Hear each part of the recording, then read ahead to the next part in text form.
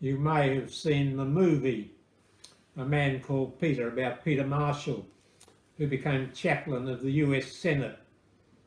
The prayers he gave were never forgotten. There's a book called A Man Called Peter, written by his wife. I recommend it to you.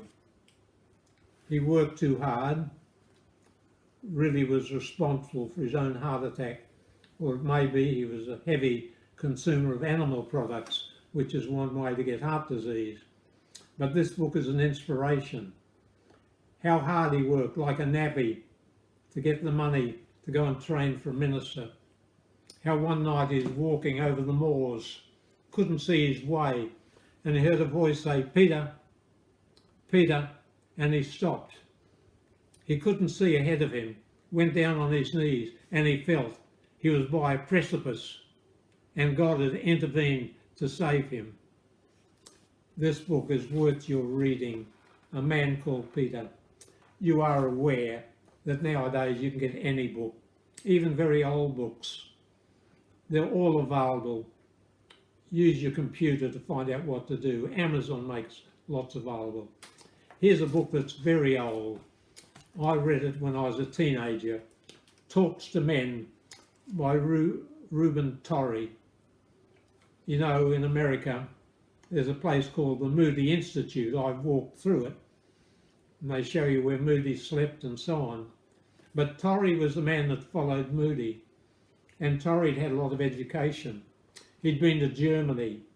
He was an academic, but he's also a good preacher.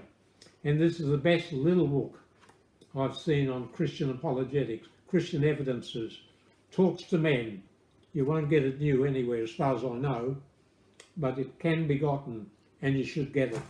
On the same topic, The Reason for God by Timothy Keller. My daughter has attended meetings by Keller in New York.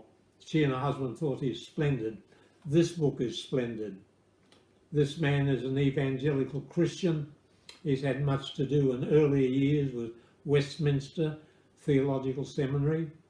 But this book is simple, profound, and will help any Christian. So, my friends, what have I been saying to you?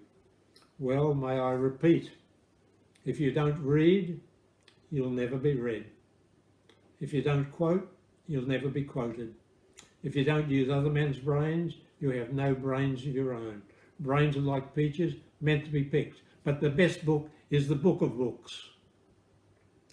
Don't reach the judgment bar not having read the 66 love letters of God and read them over and over.